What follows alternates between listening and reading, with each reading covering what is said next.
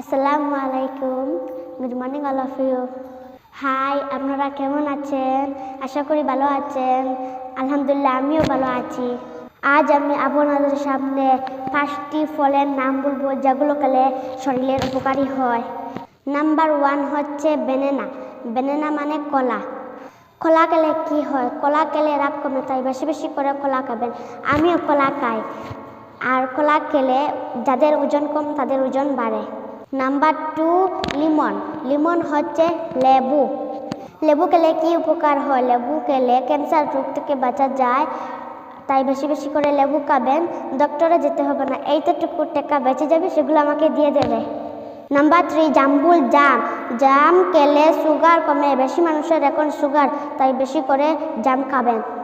Number 4 nuts. Nuts হচ্ছে বাদাম। বাদাম খেলে বুদ্ধি বাড়ে। Last number 5 grapes. গ্রেপ হচ্ছে আঙ্গুর। আঙ্গুর খেলে হাড় ভালো রাখে আর ত্বক সুন্দর হয়। যদি সুন্দর হতে চাও তাই বেশি বেশি করে আঙ্গুর খাবে। ভিডিওটি ভালো লাগলে লাইক করবেন আর শেয়ার করে কমেন্টে জানিয়ে কেমন হলো। টাটা, বাই বাই, আবার আসবো।